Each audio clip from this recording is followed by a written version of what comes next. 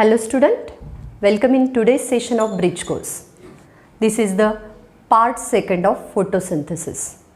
In last part of photosynthesis, we have seen the definition of photosynthesis. There are two main phases of photosynthesis, that is the light phase and dark phase. And what are the factors requiring for the photosynthesis, net equation of the photosynthesis. In today's part, we will see the dark reaction and the two mechanism for dark reaction, that is the C3 pathway, C4 pathway, and the photorespiration, factors affecting on the rate of photosynthesis, and the Blackman's law. That we know that photosynthesis is divided into two phases. प्रकाश संश्लेषणाला आपण दोन भागात divide करू शकतो. एक म्हणजे light असताना होणाऱ्या प्रक्रिया आणि एक म्हणजे लाईट नसताना आणि असतानाही होणाऱ्या प्रक्रिया. One phase is dependent on purely on the light and second phase it is occurs in the absence of light as well as in the presence of light. पहिल्या रिएक्शनसाठी लाईट लागतोच, ज्याच्यामध्ये लाईट एनर्जी, सोलार एनर्जी किंवा radiant energy ही chemical एनर्जीमध्ये बदलते.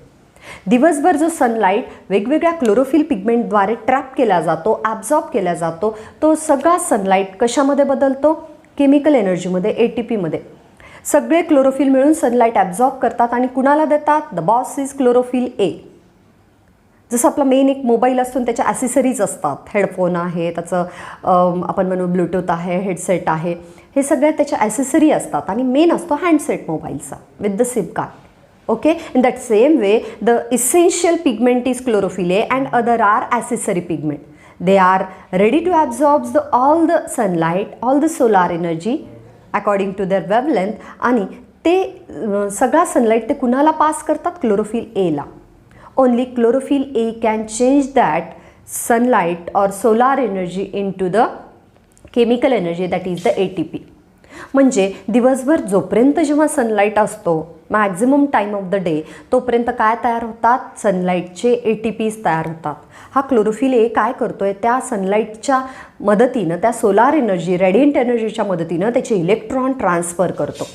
आणि जेव्हा electron transfer होतात, their kinetic energy is converted into, their kinetic energy is use to add the ADP and IP in the cytoplasm. Adenosine diphosphate आणि inorganic फॉस्फेटला add करण्यासाठी जी ऊर्जा लागते, ती ऊर्जा सोलार एनर्जी असते, ती ऊर्जा सनलाईटद्वारे पुरवल्या जाते आणि अशा रीतीनं ऑलरेडी सायटोप्लाझममध्ये असलेले ADP आणि IP हे ATPमध्ये बदलतात. म्हणजे सूर्यप्रकाशाच्या मदतीनं इलेक्ट्रॉन फिरवून ऊर्जा निर्माण केली जाते क्लोरोफिल पिगमेंटद्वारे. एक महत्त्वाचं काम झालं ATP तयार करणं फर्स्ट पार्टमध्ये. आणि सेकंड महत्त्वाचं काम म्हणजे काय? The breakdown of water molecule, that is photolysis of water, also called as Robert hills reaction. Photosynthesis म्हटलं की डोळ्यासमोर दोन फेज आल्या पाहिजे, एक लाईट फेज आणि एक डार्क फेज. लाईट रिएक्शन म्हटलं की डोळ्यापुढे आलं पाहिजे की ATP तयार होणं. ATP तयार कसे होतात? तर एकतर इलेक्ट्रॉन असा वेगवेगळ्या इलेक्ट्रॉन कॅरियरकडे फिरवल्या जातो आणि ज्याने दिलाय त्याच्याकडे परत वापस येतो, त्याला सायकलिक इलेक्ट्रॉन ट्रान्सफर म्हणू किंवा सायकलिक फोटोफॉस्फोरायलेशन म्हणू. फोटोफॉस्फोरायलेशन म्हणजे ATP तयार होणं इन प्रेझन्स ऑफ लाईट आणि सायकलिक म्हणजे सर्क्युलर मॅनरनी. आणि नॉन सायकलिक फोटोफॉस्फोरायलेशन म्हणजे ATP तयार होत आहेत इन प्रेझन्स ऑफ लाईटमध्ये आणि ज्याने तो इलेक्ट्रॉन ट्रान्सफर केला त्याच्याकडे तो वापस येत नाही. That is the non cyclic way of photophosphorylation. ATP are synthesized in presence of light but the way of transfer is non cyclic. म्हणजे ज्याने तो इलेक्ट्रॉन इमिट केलेला आहे त्याच्याकडे तो वापस येत नाही. वेगवेगळे इलेक्ट्रॉन कॅरियर असतं सायटोप्लाझममध्ये प्लांट सेलच्या आणि त्याच्याकडे वापस नाही आला तर त्याला नॉन सायकलिक वे म्हणतो. दोन्ही माध्यमातून, दोन्ही वेनी काय तयार होतात? ATP तयार होतात. आणि दुसरी महत्त्वाची प्रोसेस म्हणजे रॉबर्ट हिल्स रिएक्शन, जी हिल्स इक्वेशन म्हणून ओळखल्या जाते, की वॉटर मॉलिक्यूल ब्रेकडाऊन होतात इन प्रेझन्स ऑफ लाईटमध्ये. जेव्हा वॉटर मॉलिक्यूल ब्रेकडाऊन होतो, it dissociates, it ionised as H+ and OH-. त्याचं तुटणं हे आयन्समध्ये होतं, H+ वेगळे, OH- वेगळे. OH- आयन्स पुन्हा एकमेकांशी रिॲक्ट होतात आणि तयार होतो तो वॉटर आणि आपल्या श्वसनासाठी महत्त्वाचा असलेला oxygen, the great product of the plant. कशापासून मिळतो? तर झाडामधल्या पाण्यापासून हा ऑक्सिजन निर्माण होतो.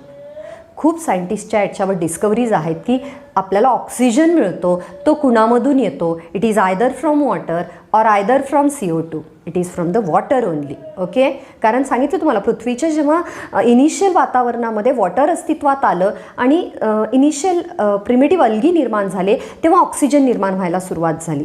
जेव्हा पाणी निर्माण झालं तेव्हाच ऑक्सिजन वातावरणात निर्माण झाला and it create a aerobic environment. Okay, आणि त्यानंतर आपण बघितलं की H+ आयन्सचं काय होतं आहे, तर H+ आयन्स NADP नावाच्या एका कंपाऊंडने घेतले जातात आणि त्याचं NADPH2 मध्ये रूपांतर होतं जो रिड्युसिंग एजंट आहे. दिवसभर काय झालेलं आहे, आता ATP तयार झालेले आहेत. पुन्हा वॉटर मॉलिक्युलच्या ब्रेकडाऊनमधून H+नी NADPH2 नावाचा एक रिड्युसिंग एजंट तयार झालेला आहे जो CO2चं ग्लुकोज करण्यात मदत करणार आहे. आणि वॉटर मॉलिक्युलच्या ब्रेकडाऊननी OH- आयन्सपासून पुन्हा पाणी आणि ऑक्सिजन तयार झालेलं आहे. काय काय तयार झालेलं आहे, ATP, NADPH2, water and main oxygen. ATP आणि ऑक्सिजन तयार झालेले. This is the product of light reaction. हे लाईट रिएक्शनचे प्रोडक्ट आहे. The reaction which is occurs only in presence of light. Then today we are going to learn about the dark reaction. Dark reaction म्हणजे अंधारात होणारी नव्हे. The reaction which is independent of light.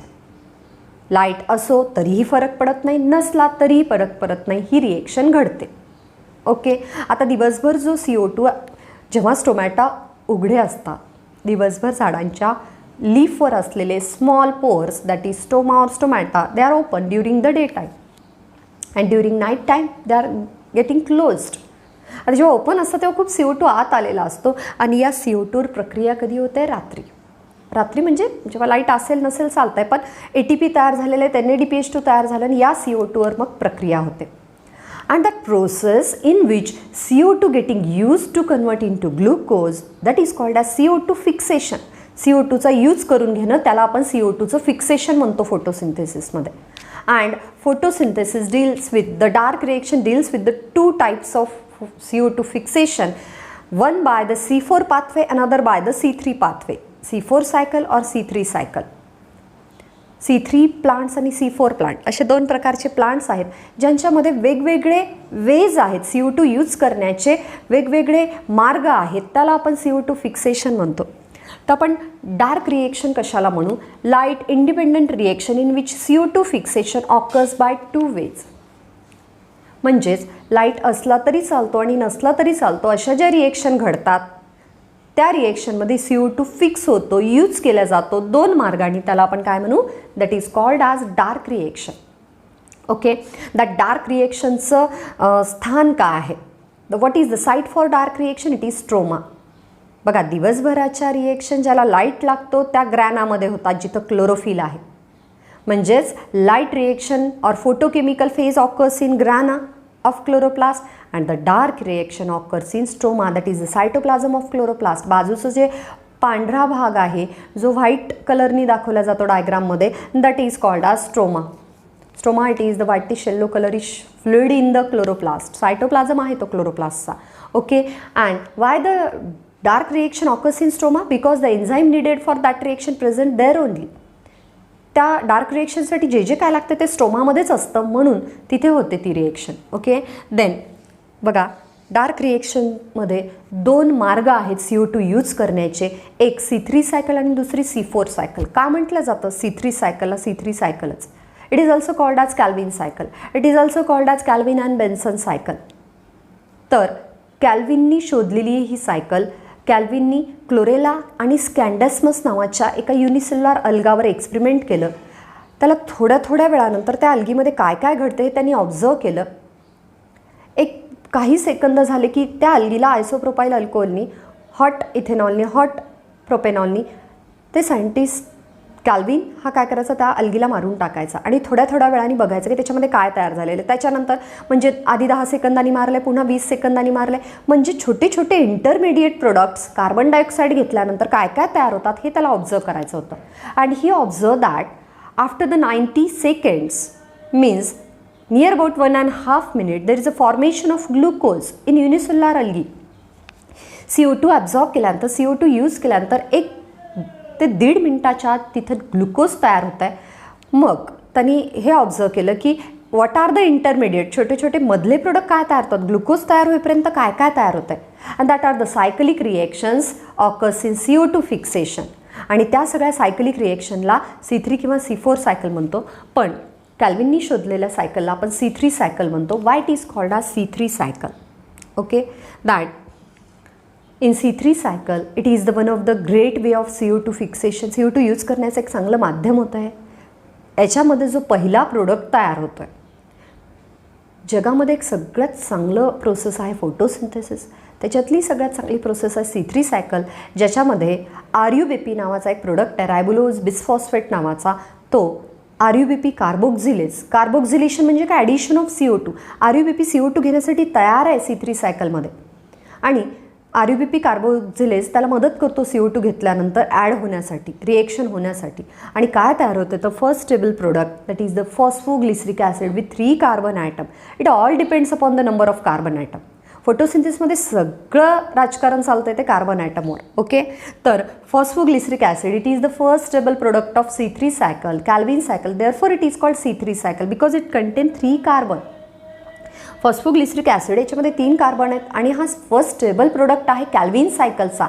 Therefore Calvin cycle it is also called as C3 cycle. Okay, then it is the stable product of the Calvin cycle, and it contain main 4 steps. That first is carboxylation, addition of CO2 to RUBP. Then there is a formation of PGA. नंतर phosphoglyceric ॲसिडचं काय होतं आहे, reduction. बघा, when acids undergoes reduction there is a formation of aldehyde, and when aldehyde undergoes the oxidation there is a formation of acids. Then फॉस्फोग्लिसरिक ॲसिडचं reduction होतं आणि काय तयार होतात, अल्डिहाइड, फॉस्फोग्लिसराल्डिहाइड. नंतर या फॉस्फोग्लिसराल्डिहाइडचं काय होतं आहे, it undergoes the synthesis of glucose by many ways, आणि शेवटी ग्लुकोज सिंथेसिस होतं. याच प्रोसेसला आपण काय म्हणतो, इट इज ग्लायकोलिटिकल रिव्हर्सल. ग्लायकोलिसिस या रेस्पिरेशनच्या रिएक्शनमधलं हे रिव्हर्स रिएक्शन आहेत सगळ्या. ओके, तर फॉस्फोग्लिसराल्डिहाइडपासून काय तयार होतं आहे, ग्लुकोज, आणि फॉस्फोग्लिसराल्डिहाइडपासूनच RUBP पुन्हा regenerate होतो. That is also called as regeneration of RUBP. That means C3 cycle it contain carboxylation, reduction, synthesis of glucose and regeneration of RUBP. That RUBP it is the first acceptor of CO2, initial acceptor of CO2 in the C3 cycle. What about the C4 cycle? C3 cycle मध्ये कोण घेत आहे CO2, तर RUBP. आणि काय तयार होतं आहे स्टेबल प्रोडक्ट, तर phosphoglyceric acid with 3 carbon atom. C4 सायकलमध्ये काय होतं आहे, कोण घेतं पहिलं CO2 घेणारा पहिला केमिकल कोण असतो, that is the phosphoenol pyruvic acid PPA. आणि फर्स्ट स्टेबल प्रोडक्ट काय तयार होतो, तर ऑक्झॅलो ॲसिटिक ॲसिड. म्हणजे 2 मार्गाने CO2 यूज होतं आहे, कधी कधी C3 सायकल, कधी C4 सायकल. एखाद्या झाडामध्ये दोन्ही सायकल ॲट अ टाईम घडतात, काही झाडामध्ये C3च घडते, काही झाडामध्ये C4च घडते. ओके, दॅट बट C4 सायकलसाठी काय लागतं, 2 प्रकारच्या सेल्स लागतात, मिझोफिल टिश्यू आणि बंडल शीथ सेल्स. मध्यभागी बंडल शीथ सेल्स पानांच्या, आणि बाहेर मिझोफिल सेल्स. मिझोफिल सेल्स जिथं क्लोरन कायमाटस सेल्स आहेत, क्लोरोप्लास्ट आहे. Mesophyll cell with the granal chloroplast, bundle sheath cells with the agranal chloroplast. तर बघा, मिझोफिल सेल्समध्ये C4 सायकल होते बाहेर, आणि बंडल शीथ सेल्समध्ये जिथे अग्रॅनल क्लोरोप्लास्ट आहे तिथं C3 सायकल होते. दोन्ही ॲट अ टाईम घडतात. दॅट C4 सायकलमध्ये दोन्ही ॲट अ टाईम घडतात. C4 सायकलमध्ये पहिलं इनिशियल CO2 एक्सेप्टर आहे, that is the PPA, phosphoenol pyruvic acid, आणि फर्स्ट स्टेबल प्रोडक्ट तयार होतो oxalo acetic acid with 4 carbon atom. Therefore it is called as C4 cycle. त्यामुळे याला C4 सायकल म्हणतोय. सायकल कुठल्याही असू देत, मोस्ट इफिशियंट आहे C4 सायकल. मोर प्रोडक्टिव्ह प्लांट आहेत त्यांचे, कारण ते CO2 कमी असलं तरी काम करतात व्यवस्थित. CO2 कमी असलं तर C3 सायकल व्यवस्थित ऑपरेट होऊ शकत नाही, जास्त प्रोडक्टिव्ह नाही आहे. तर याच्यामध्ये येतात बघा शुगर केन, मेज हे झाडं येतात, इकडे सनफ्लावर वगैरे, dicot plant normal.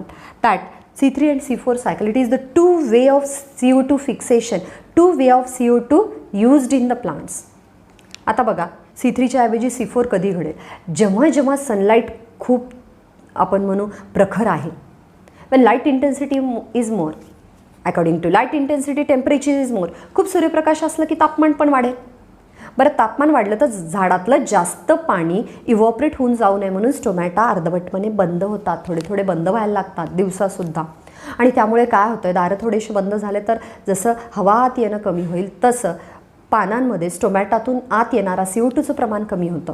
In the high light intensity, सूर्यप्रकाश प्रखर असताना, टेम्परेचर जास्त असताना आणि CO2 कमी असताना C3च्या ऐवजी काय घडते, C4 घडते. कारण addition of CO2 it is catalyzed by carboxylase. Carboxylase नावाचा एन्झाईम CO2चं ॲडिशन कॅरिड आउट करतो आणि जेव्हा जेव्हा CO2 कमी अवेलेबल होईल तेव्हा कार्बोक्झिलेज हा कार्बोक्झिलेज न राहता ऑक्सिजनेज होतो.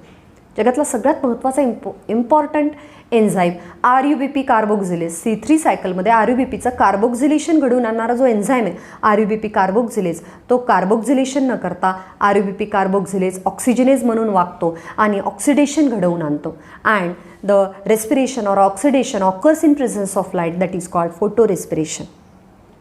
ओके, या फोटो रेस्पिरेशनद्वारे डॅमेज होऊ नये म्हणून C4 सायकल घडवून आणल्या जाते. तर जे काय डेझर्ट प्लांट आहेत त्याच्यामधलं मेकॅनिझम आपण बघूया. त्याच्या आधी बघूयात photo respiration. It occurs in presence of light. Respiration occurs in presence of light, that is called photo respiration. It occurs in mitochondria, peroxisomes and chloroplast. In these 3 organs it occurs. आणि जेव्हा C3 cycle घडते, CO2 कमी available होतं आहे, तर CO2 20% CO2 हा loss होतो. तो येऊच शकत नाही झाडांमध्ये, तो बाहेरच राहून जातो. त्यामुळे प्रोडक्टिव्हिटी काय होते, कमी होते. तर if light intensity is more, CO2 is less, then photo respiration occurs. तर फोटो रेस्पिरेशन हे सनलाईटमुळे, लाईट इंटेन्सिटी जास्त झाल्यामुळे, टेम्परेचर जास्त झाल्यामुळे झाडांचं होणारं डॅमेजपासून झाडाला वाचवण्याची एक प्रोसेस आहे. Okay, then what is the camp, क्रॅसुलॅशियन acid metabolism. Camp हे एक मेकॅनिझम आहे जे क्रॅसुलॅशियी फॅमिलीमध्ये घडतं. जिथं जिथं लाईट इंटेन्सिटी, टेम्परेचर जास्त आहे तिथं most of the time of day stomata बंद राहतात. जसे वाळवंटातल्या एरियातले झाडं आहेत, एरिड कंडिशनमध्ये प्लांट, जिथं स्ट्रेसमध्ये, वॉटरच्या स्ट्रेसमध्ये वाढणारे प्लांट, म्हणजेच कोरडवाहू जमिनीतली जी झाडं आहेत ती जास्तीत जास्त वेळ दिवसातले काय करतात, दिवसातली जास्तीत जास्त वेळ स्टोमॅटा बंद ठेवतात. जसं सकाळी 8-9 पासून ऊन वाढायला सुरुवात झालं आहे, एक 5-6 वाजेपर्यंत ते स्टोमॅटा बंद ठेवतात. आणि स्टोमॅटा बंद ठेवल्यामुळे दिवसभर CO2ची अवेलेबिलिटी कमी होते. अँड दॅट टाईम CO2चं रिडक्शन होतं आहे. म्हणजे लाईट रिएक्शन रात्री होईल, डार्क रिएक्शन ही दिवसा होईल. म्हणजे CO2चं रिडक्शन दिवसा होतं, कारण दरवाजे बंद करून घेतल्यावर मिळालेल्या CO2चं काय काम करायचं, तर दॅट कार्बोक्झिलेशन. म्हणजे CO2 पासून अन्न दिवसा तयार होतं आणि रात्री मग ATP वगैरे निर्माण होतात जेव्हा स्टोमॅटा ओपन होतील. लाईट ॲब्झॉर्ब करून घेतलेला आहे क्लोरोफिलनी, पण त्याच्यावर प्रक्रिया ते काय करतील, रात्री करतील. And that crassulacean acid metabolism it shows the 2 different mechanism at day and night time. Therefore, that is the diurnal fluctuation. त्याला diurnal fluctuation म्हणतो आपण. Okay, that is we will see in the detail in photosynthesis of 11th class. Okay, what are the factors affecting on the rate of photosynthesis? हे फोटोसिंथेसिसचा rate आहे, त्याच्यावर कुठले factors affect करतात? Some are the internal factor and some are the external factor. What are the internal factor? Internal फॅक्टरमध्ये काय काय येतं बघा. Amount of chlorophyll. क्लोरोफिल किती आहे, जास्त असेल तर जास्त फोटोसिंथेसिस होईल, कमी असेल तर कमी. Amount of enzymes needed for the reaction और presence of enzymes needed for the reaction. रिएक्शनसाठी एन्झाईम्स लागणार आहेत, ते कसे आहेत. देन इपिडर्मिस, हायपोडर्मिस किंवा क्लोरोफिल, क्लोरोप्लास्टचं थिकनेस हे सुद्धा मायने ठेवतं. जेव्हा जेव्हा इंटरनल फॅक्टर्स हे फोटोसिंथेसिसच्या रेटवर अफेक्ट करत असतात तेव्हा नक्कीच फोटोसिंथेसिसचा रेट बदलतो. What are the external factor? That are the CO2, light intensity or the quality and quantity of light, then amount of water. These are the factors affecting on the rate of photosynthesis. CO2चं amount जास्त असेल तर जास्त photosynthesis होईल. पाण्याचं प्रमाण कमी असेल तर फोटोसिंथेसिस पण कमी होईल. देन आपण म्हणू लाईटची इंटेन्सिटी, लाईटची quantity, that are the factors affecting on the rate of photosynthesis. Then next one is the Blackman's law, that is also called as law of limiting factor, that when any biochemical reaction it is controlled by more than one factor. जेव्हा कुठली एखादी reaction एकापेक्षा जास्त फॅक्टरनी control केली जाते, जसं photosynthesis आहे, CO2 पाहिजे, पाणी पाहिजे, लाईट पाहिजे, एकापेक्षा जास्त फॅक्टर फोटोसिंथेसिसला कंट्रोल करणारे. when any biochemical reaction controlled by more than one factor, then rate of reaction is controlled by the factor which is having minimal value. मग रेट ऑफ रिएक्शन कशावर depend असतो? ज्याची value minimum आहे. उदाहरणार्थ बघा, एखाद्या विद्यार्थ्याकडे सगळं आहे, पालकांनी त्याला सगळं अवेलेबल करून दिलेलं आहे. ओके, म्हणजे त्याच्याकडे बुद्धिमत्ता आहे, त्याच्याकडे पुस्तकं आहेत, खूप झाला त्याच्याकडे सायकल आहे कॉलेजला जाण्यासाठी. ओके, पण त्याच्या एखाद्या मित्राकडे गाडी आहे आणि त्याच्याकडे गाडी नाही. मग तो रुसून बसायला लागतो, माझ्याकडे गाडी नाही, मी अभ्यास करणार नाही, मला माझ्या मित्रात कमीपणा वाटतो आणि त्याचं लक्ष त्याच्यावरच जाईल. मग म्हणजे त्याच्याकडे सगळे फॅक्टर्स आहेत, but the rate of reaction depends upon the factor which is having minimum value. हे एक उदाहरण आहे लक्षात घेण्यासाठी. जसं सगळं आहे, CO2 आहे, पाणी आहे, लाईट आहे. CO2चं प्रमाण थोडंसं कमी असेल तर rate of photosynthesis will directly depend upon the amount of CO2. म्हणजे CO2 जसं फ्लक्च्युएट होईल, CO2चं प्रमाण जसं बदलेल तसं रेट ऑफ फोटोसिंथेसिस पण बदलेल. It is the law of limiting factor Wien the any biochemical reaction controlled by more than one factor, then rate of reaction depends upon the factor which is having lower value. Then एक factor वाढला की मग पुन्हा ज्याची value lower आहे त्याच्यावर rate of reaction shift होईल. म्हणजे CO2चं प्रमाण वाढलं की मग त्यापैकी जे फॅक्टर लो असेल अगेन रेट ऑफ रिएक्शन त्या फॅक्टरवर डिपेंड होईल. Okay, that is the law of limiting factor of Blackman's law. These are the factors affecting on the rate of photosynthesis and the efficiency or significance of photosynthesis. काय फायदा आहे आपल्याला याचा? That photosynthesis and respiration, they will combinedly form a coupling reaction and they maintain the O2 and CO2 balance in the atmosphere. म्हणजे फोटोसिंथेसिसमुळे CO2चा use फूडमध्ये होतो आणि respiration आपण म्हणतो फोटोसिंथेसिसमुळे आपल्याला ऑक्सिजन घ्यायला मिळतो. रेस्पिरेशनमुळे पुन्हा आपण आणि प्लांट वातावरणात CO2 सोडतो. ओके, या दोन्ही रिएक्शनमुळे वातावरणातल्या CO2चं आणि O2चं प्रमाण कायम राहतं.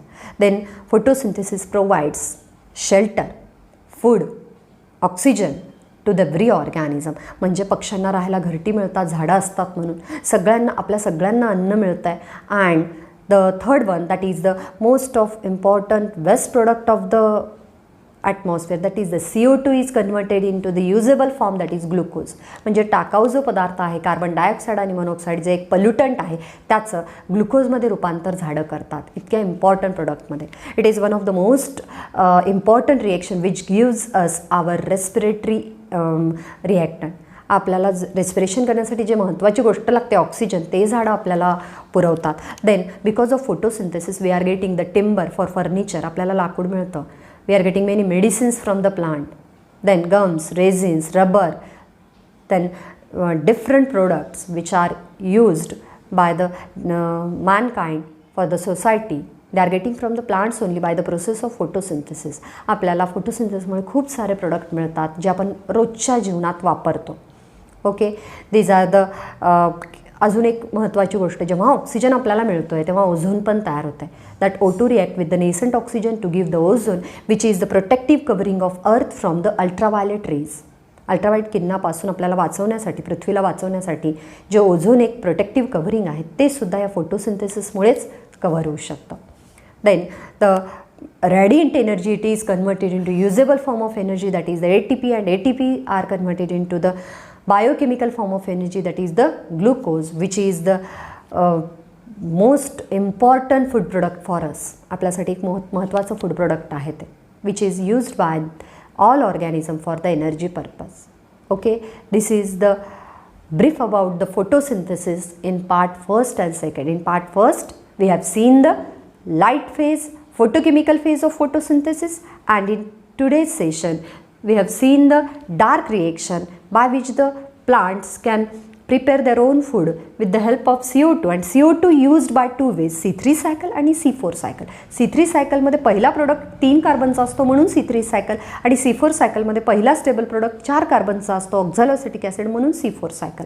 त्यानंतर आपण फोटो रेस्पिरेशन बघितलं आहे की जेव्हा लाईट इंटेन्सिटी वाढते तेव्हा स्टोमॅटा बंद झाल्यावर काय होतं आहे, कार्बोक्झिलेशन म्हणजे CO2 ॲड होण्याच्या ऐवजी ऑक्सिजनेशन होतं. Okay, and the factors affecting on the rate of photosynthesis. Photosynthesis कशावर अवलंबून आहे आणि नक्की कुठल्या फॅक्टरवर ते अवलंबून असतं. It is describe by the scientist Blackman by the law of limiting factor or the Blackman's law.